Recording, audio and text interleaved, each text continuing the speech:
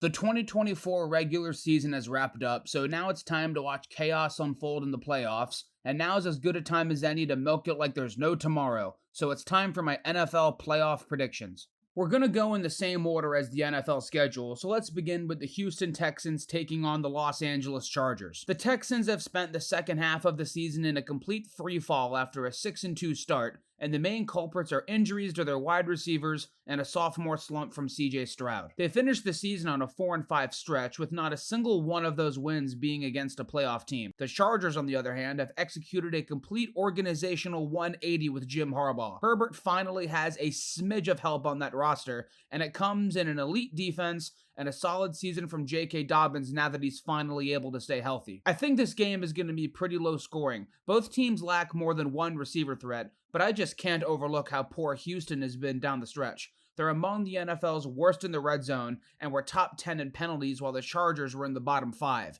Give me the Chargers to win on the road and get Justin Herbert his first playoff victory. Next is an AFC North showdown where the Pittsburgh Steelers will head to Baltimore and take on the Ravens. Now, as a Ravens fan, I'd be lying if I said I wasn't nervous for this game. Yes, logic says the Ravens should win this game in a rout. Pittsburgh had no answer for Derrick Henry when they faced off a few weeks ago, and this is a Steeler offense that was unable to move the ball against the Bengals defense, which should tell you something. The Ravens defense has turned the corner as well, initially looking like a sieve that can't stop anything, but as of late have become one of the league's best units thanks to Kyle Hamilton moving to deep safety. However, they will be without Zay Flowers after getting hurt in Week 18. This is a brutal loss for Baltimore, who has helped unlock a new dimension of their passing attack in the last 2 years. Momentum is with the Ravens, but that does not mean I won't be mortified going into this game. If Lamar Jackson stinks this game up and they lose a home playoff game to the Pittsburgh Steelers, you guys just might never hear from me again.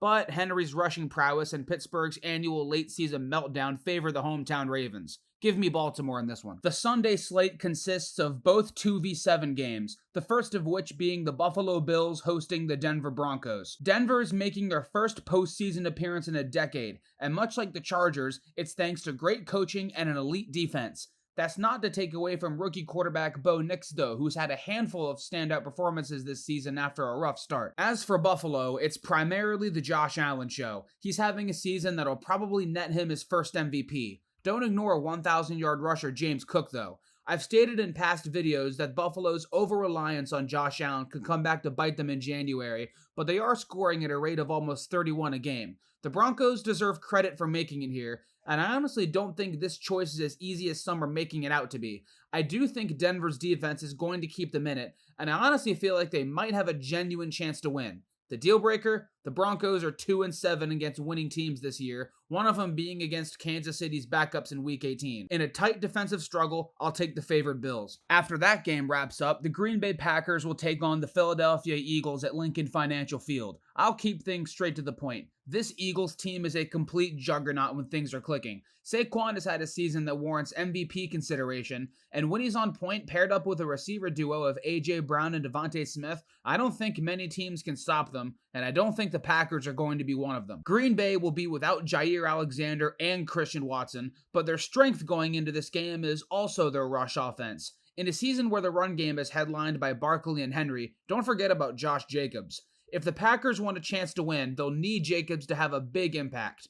The main difference in this matchup is that I trust Philadelphia's defense more to make plays in both the run and pass. I think the Packers can keep it close for a while, but the Eagles will pull away by the fourth quarter. The last Sunday game will see the upstart Washington Commanders take on the Tampa Bay Buccaneers. Jaden Daniels has completely revitalized this franchise and turned one of the NFL's biggest punching bags into a serious threat, and are making their first playoff appearance since 2020. Tampa Bay clinched the NFC South for the 4th straight year and made the playoffs for the 5th. Washington seems like a sexy pick this time around, but I don't see it that way. Daniels and the Commanders have been a ton of fun this year, and they should be commended for making it here, but I'm leaning Tampa on this one, and here's why.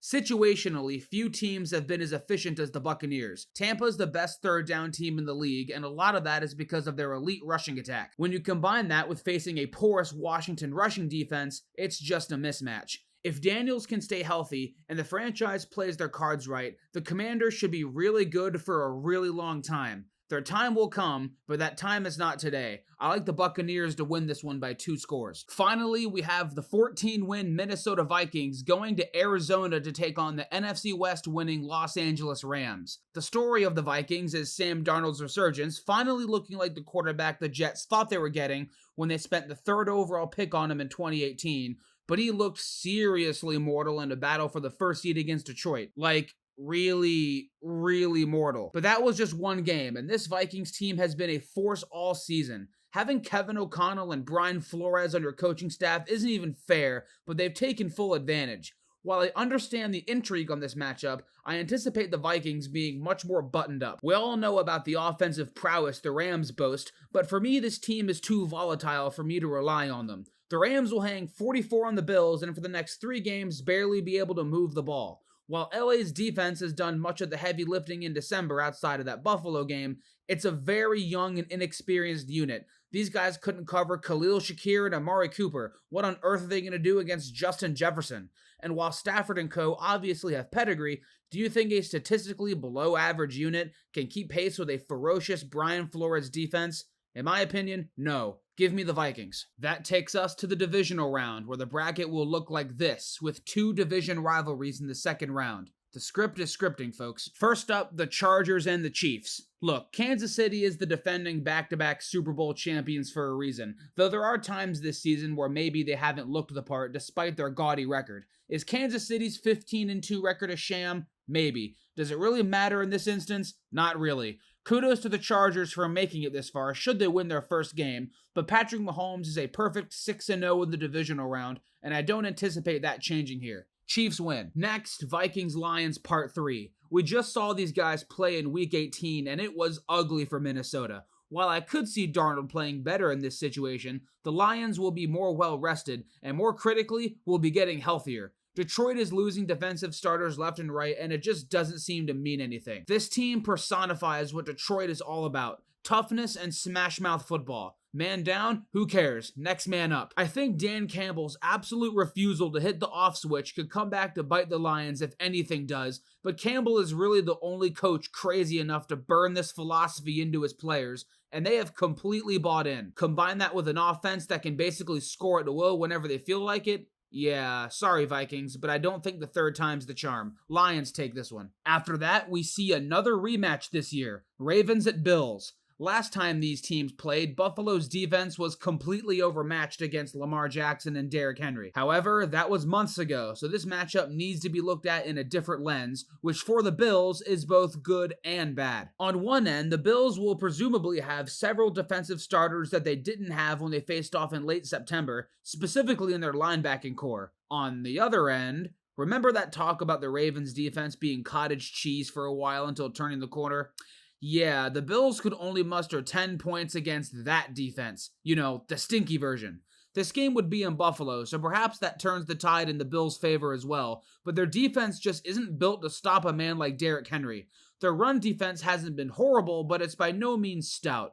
And if Henry is doing whatever he wants, that opens the door for Lamar Jackson to do whatever he wants. If Flowers is back by this hypothetical matchup, it could be even worse. I think the Ravens take this one by a touchdown or so. Finally, we have yet another game that was played in the regular season, the Buccaneers versus the Eagles. Both teams feature strong rushing attacks and strong rushing defenses. They both feature a strong aerial attack with star quarterbacks and at least one stout wide receiver. Here's the difference. Just about everything Tampa can do, Philadelphia can do just as well, if not better. Bucky Irving's great, but he's no Saquon. Mike Evans is excellent, but he's not A.J. Brown. The Buccaneers have a strong offensive line. Philly's is probably the best in football. On top of that, this Eagles secondary is the best in the league by net yards per attempt, while Tampa is roughly in the middle of the pack.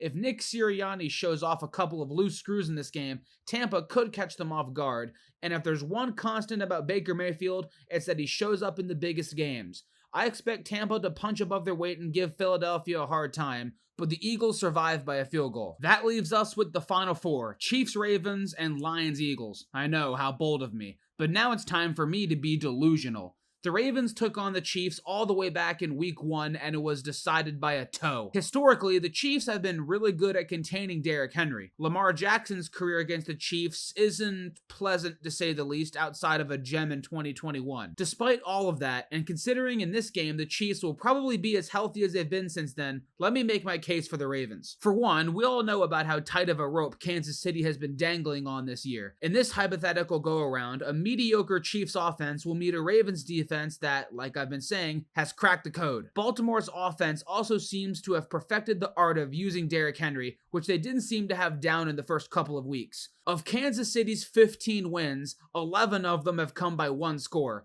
That is preposterous and almost never translates in January. Now, if there is a team to take this stat and give it the finger, it's the Chiefs. But damn it, let me believe. Give me the Ravens. On the NFC side, the Lions will host the Eagles. Now here, I'm going to take a similar angle as the AFC Championship. Logic says Philadelphia is better. Detroit is battered defensively and shouldn't really have as much of an answer for Saquon or A.J. Brown. Jalen Hurts should be able to run around as much as he wants, and their defense should be able to generate enough stops to hold off a deadly Lions offense. But what have I said about them before? Logic and stats and reasoning just does not apply to the Lions. Before the season, my Super Bowl pick was Ravens over Lions, and you're out of your mind if you think I'm switching up now. I think an underhanded Detroit squad can get it done and reach the Super Bowl for the first time in franchise history. And that sets the stage for a Ravens-Lions Super Bowl, a matchup many thought we were getting last year until divine intervention, clutch plays or whatever, stepped in. Trying to apply logic to this game after the whole tangent I've been on would be a disservice to everyone watching, so I'm not even going to bother.